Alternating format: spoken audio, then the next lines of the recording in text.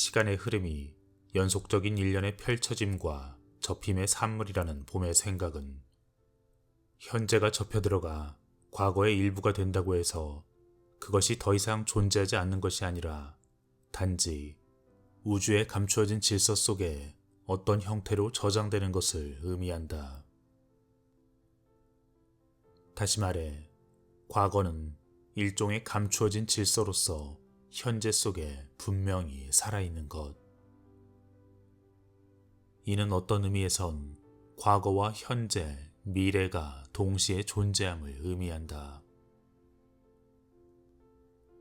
봄이 말하는 것처럼 의식 또한 감추어진 질서 속에 그 근원을 두고 있는 것이라면 인간의 마음과 과거의 홀로그램의 기록이 이미 동일한 영역 속에 마치 이웃처럼 살고 있음을 의미한다. 하나의 실체가 있고 그 실체의 모든 순간은 이미 2차원 평면 위에 기록되어 있다. 그리고 이것이 연속적으로 흘러가면 하나의 완성된 영화처럼 보이는 것. 누군가 말했었다. 우리 존재는 빛처럼 깜빡이며 전멸하고 있다고. 우리는 이 영화 속의 등장인물로 시간의 흐름에 따라 일들이 일어나는 것처럼 느껴지지만 접혀진 질서, 그 드러나지 않은 질서의 상위 차원의 존재는 이 모든 걸 지켜보고 있다. 그리고 그 존재에게는 우리에게 과거, 현재, 미래처럼 느껴지는 그것이 모두 한순간에 동시에 존재하는 것처럼 보이게 된다. 그는 언제라도 물체를 뒤집어 이리저리 살피듯 우리의 인생 전체를 한순간에 인식할 수 있는 것. 하지만 그렇다고 해서 우리 인생의 이 홀로그램적 필름이 이 현실 속의 영화 필름처럼 고정된 형태는 아니다. 그것은 아직 우리가 이해할 수 없는 영역의 일이지만 어쩐지 이 필름은 때로는 미래를 선택적으로 바꾸어 상영할 수 있다. 다색의 해석의 평행 우주와 그 평행 우주의 나를 지금 이 현실로 끌어올 수 있는 가능성. 프린스턴대의 의대 교수였던 임상심리학자 데이빗 로이는 이렇게 얘기한다. 우리가 살고 있는 이 현실은 실제로 거대한 홀로그램이며 그 속에서 과거와 현재와 미래는 이미 고정되어 있다. 하지만 중요한 것은 우리가 살고 있는 이 현실이 하나의 유일한 홀로그램이 아니라는 사실이다. 감추어진 질서의 무시간적, 무공간적 대양 속에 그러한 또 다른 홀로그램들이 마치 아메바처럼 무수히 헤엄치고 떠밀리며 떠돌고 있다는 것. 다시 말해, 또 다른 홀로그램적 존재들이 하나의 평행 우주로서 나의 현실에 현현될 수 있는 가능성을 지니고 있다. 이 무수한 홀로그램들은 마치 살아있는 생명체처럼 서로 합쳐지기도 하고 분열되기도 하는 것. 우리가 때로 어떤 미래의 강렬한 예감에 빠져들 때 그것은 실제로 우리가 지금의 홀로그램에서 다른 홀로그램으로 건너뛴 것이다. 로이는 이것을 홀로그램 내부의 도약이라 했고 이것은 때로 예지적 통찰력을 수반하고 우리의 자유의지가 바꿀 수 있는 미래를 보여준다. 서로 다른 무수한 홀로그램 미래가 존재하며 우리는 한 홀로그램으로부터 다른 홀로그램으로 건너뛰므로써 어떤 사건이 일어나고 어떤 사건은 일어나지 않게 할 것인지를 선택한다는 이 로이의 생각은 우리에게 또 다른 사실을 얘기해주고 있다. 다시 말해, 홀로그램 미래를 선택한다는 것은 미래를 창조하는 것, 그리고 그 창조에는 우리의 의식이 매우 중요한 역할을 한다. 하지만 현재 고정된 홀로그램에서 살펴본다면 우리가 만나는 삶의 다양한 모습들은 정말로 이미 고정이 되어 있는 것일까? 그리고 우리는 그것을 정말로 바꿔갈 수 있는 것일까? 호오포노포노의 카우나들은 이렇게 얘기한다. 한 사람의 삶에서 결혼과 같은 중요한 사건들은 일찌감치 결정화되어 있고 또한 세계적 큰 사건들조차 미리 결정화되어 있다고. 그리고 이 결정된 운명론에 대해 어쩌면 우리가 그것을 스스로 선택했다는 시사점을 주는 연구 자료가 있다. 토론토 의과대학의 정신과 교수 조엘 휘턴 박사. 그는 인간의 무의식을 탐구하기 위해 최면술을 사용했고 그 상태에서의 그들의 과거를 수십 년간 살펴봤다. 그리고는 한 가지 흥미로운 사실을 발견했는데 그것은 그들의 전생으로의 퇴행뿐 아니라 뭐라 말로 설명하기 어려운 어떤 특정한 공간, 다시 말해 우리가 알고 있는 것 같은 시간과 공간이 존재하지 않는 눈부신 빛으로 가득 찬 세계인 하나의 인생과 또 다른 인생 사이의 과도기, 그런 곳으로 피실험자들이 퇴행되는 순간이었다. 그리고 여기에 그 피실험자들의 정말로 놀라운 증언이 있다. 그들이 최면 상태에서 말한 바에 따르면 그 과도기적 세계가 존재하는 목적의 일부는 그들로 하여금 다음 생을 준비하고 또 그들이 다음 생에서 경험할 중요한 사건과 상황을 설계하는 것이었다. 하지만 그 과정은 단순히 자신이 꿈꾸던 소망을 이루는 동화 속 이야기가 아니었다. 그 과도기적 영역에 들어선 사람들은 자신을 냉철하게 의식하고 높은 도덕적 기준에 따라 매우 높은 의식 상태에 들어가 있었다. 그들은 더 이상 자신이 저지른 잘못과 악행을 합리화하지도 않았고 아주 투명하고 정직한 눈으로 자신을 바라보는 것이었다. 이처럼 양심의 수준이 고도로 높아진 상태를 휘터는 초의식이라 불렀다. 그리고 그들은 다음 생을 계획할 때 도덕적 의무감을 가지고 그 일에 임했다 한다.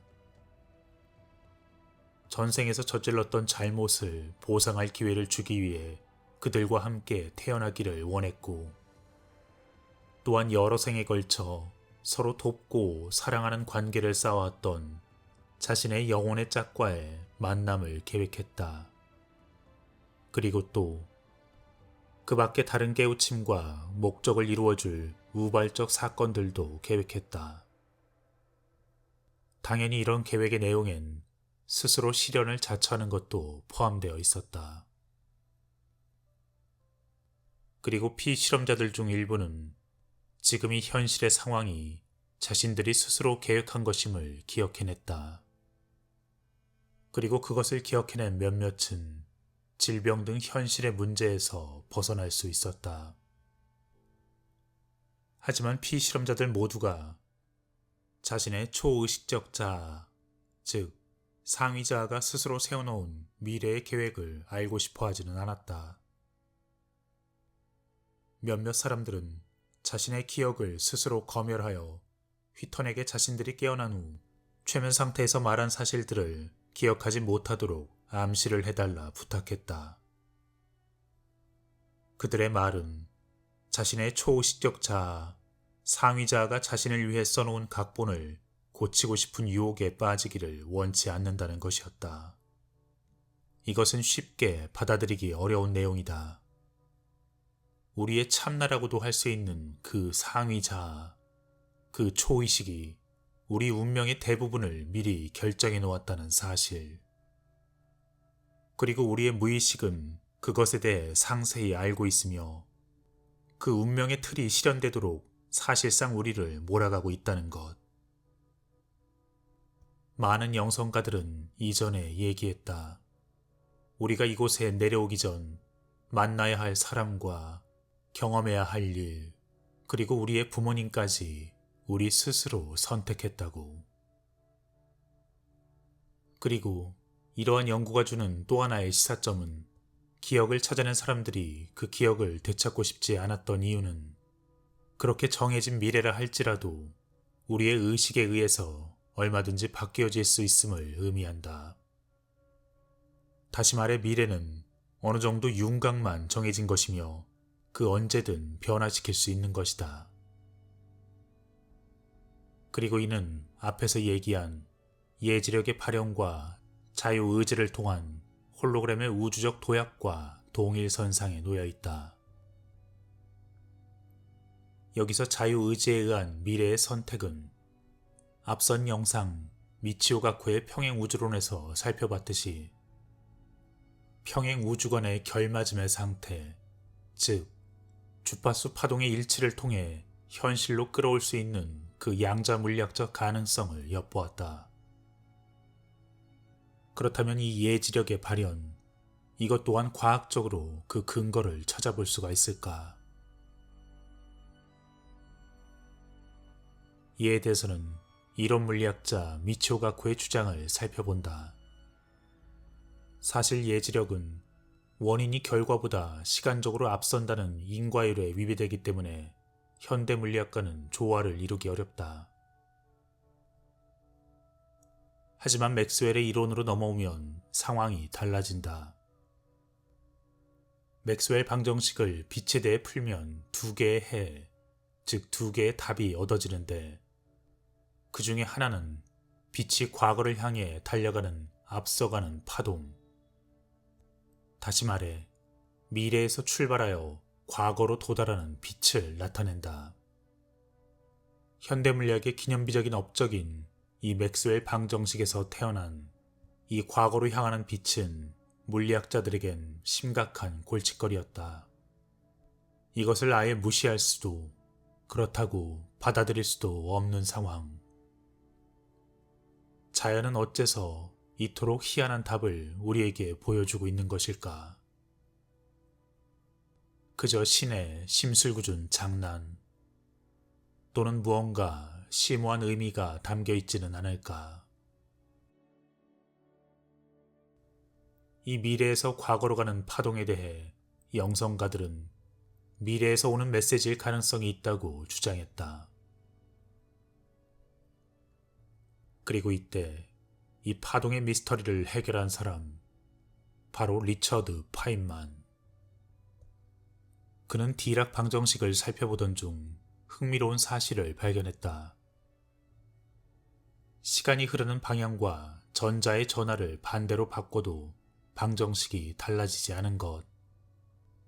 이는 다시 말해 미래로 진행하는 전자와 과거로 진행하는 반전자가 물리적으로 완전히 동일하다는 뜻이었다.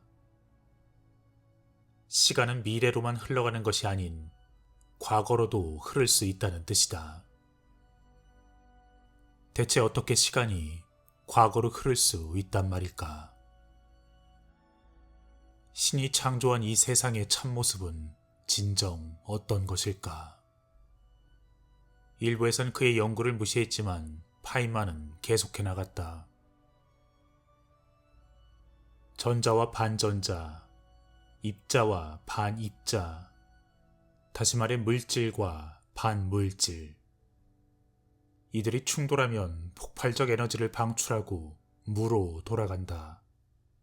그 에너지는 빛이며 이것은 쌍소멸. 그리고 그 빛은 다시 물질과 반물질로 쌍생성이 이루어진다. 이에 대해서는 앞선 영상 제로와 원마인드에서 설명하였다. 그리고 파인만은 이 쌍소멸의 과정에서 반전자의 전하 부호를 바꾸고 한 가지 놀라운 사실을 알아냈다. 전하 부호를 바꾸면 시간을 따라 움직이던 전자가 갑자기 과거로 진행하는 것. 단지 부호만 바꿨을 뿐인데 말이다. 이것이 의미하는 바는 결국 이들은 같은 전자였던 것이다. 즉, 전자와 반전자, 물질과 반물질이 만나 소멸되는 과정은 미래를 향해 가던 하나의 전자가 갑자기 방향을 틀어 과거로 진행하는 것과 동일한 과정이었다. 그리고 이것은 우주 공간 전체에서 일어나고 있는 쌍소멸과 쌍생성의 과정, 즉 그 양자 요동의 양자 진공 상태에서 끊임없이 일어나는 것, 그 안에서 일상적으로 시간을 거꾸로 거슬러 올라가는 이 반물질. 하지만 그 실체는 그저 미래로 가는 반입자라는 가면을 쓰고 있었던 물질, 입자. 이것은 결국 우리가 인식할 수는 없지만 저 보이지 않는 공간에선 시간이 미래에서 과거로 끊임없이 순환하고 있음을 말해주는 것일 수도 있다. 그리고 파인만은 연구를 계속하여 노벨상을 수상했다. 그렇다면 이 반물질, 이것의 정체가 진정 과거로 가는 물질이라면 그 편의 메시지를 전달할 수 있을까? 아쉽게도 그것은 불가능. 하지만 실망하기엔 너무 이르다. 우리에겐 타키온이 있다. 양자역학에 있어서 또 하나의 기이한 존재. 모든 물체가 빛보다 빠르게 움직이는 희한한 세상 속에 살며 허수의 질량을 가지는 타키온. SF 소설 등에서 과거의 예언자에게 메시지를 보낼 때 사용되는 그 가상의 입자. 대다수의 물리학자들은 빅뱅이 일어나던 그 순간에는 인과율을 지키지 않는 그 타키온이 존재했을 수도 있다고 얘기한다. 그리고 입자 물리학의 마지막 퍼즐, 힉스 보존. 신의 입자라 불리우는 이 힉스 입자는 원래 타키온에서 비롯된 것이라 여겨지고 있다. 따라서 이 힉스 입자가 발견되면 과거 한때 타키온이 존재하다 일상적 입자로 바뀌었다는 가설도 증명된다. 결론적으로 예지력은 인과율이 철통같이 지켜지는 고전 물리학에는 부합하지 않는다. 그리고 양자 물리학에서 명백히 과거로 가는 물질, 즉 반물질이 존재하지만 이 경우에도 인과율은 위배되지 않는다. 하지만 타키온은 그것을 가능케 한다. 그리고 2013년 유럽 입자물리연구소 세른에서는 신의 입자, 힉스 입자의 발견을 공식적으로 밝혔다. 지금은 가설로만 존재하는 그 타키온도 언젠가는 그 실체가 밝혀질 것이며 그것은 우리보다 상위 차원의 존재가 우리에게 보내고 있는 그 예지력 등의 과학적 근거를 마련하는 길이 될 것이다.